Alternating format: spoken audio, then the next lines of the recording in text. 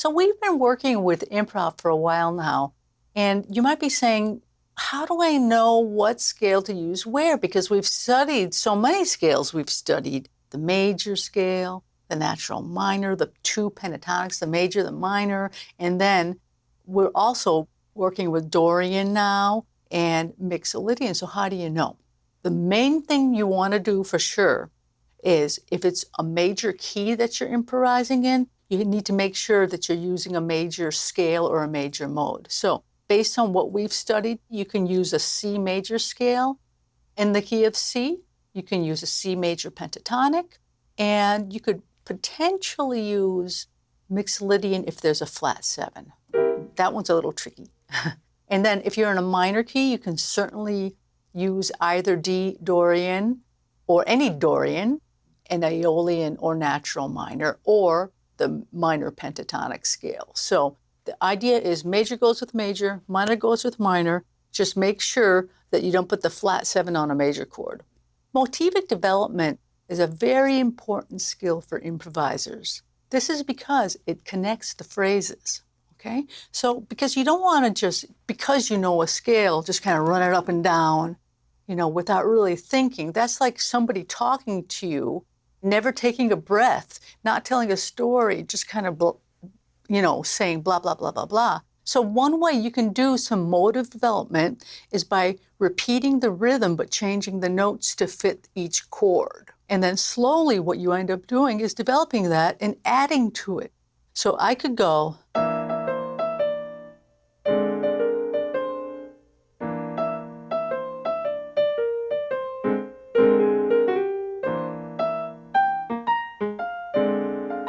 and then maybe something ending.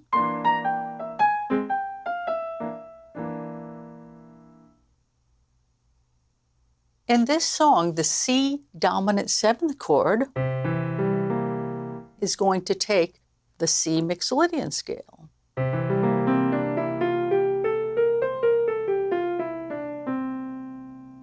And the B flat dominant 7th, same structure down a whole step, takes the B flat Mixolydian scale.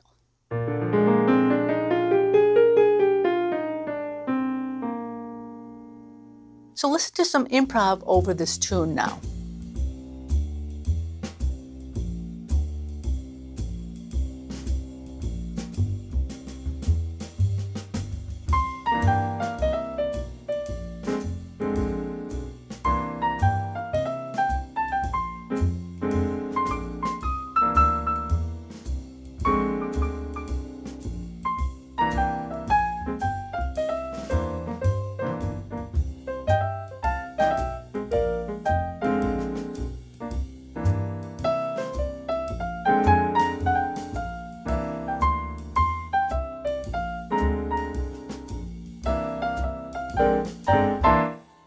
The idea is to be conversational when you're improvising. And this is particularly fun when you're playing with a group, because you might hear a rhythm from the drummer or the saxophone player might say something, and then you can kind of behind them, rhythmically or melodically. But when you're taking your own improvised solo, a good idea to do is repeat the rhythm but change the notes. So I could go,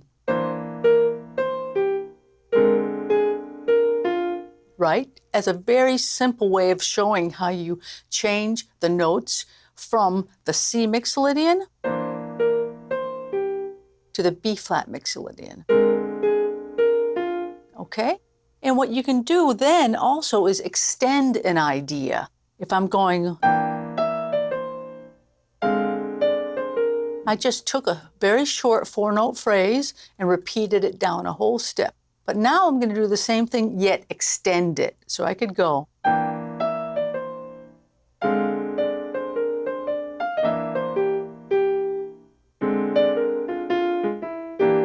See how it's starting to kind of come together and end up really sounding like a solo, but it's connected, okay? Rather than just going.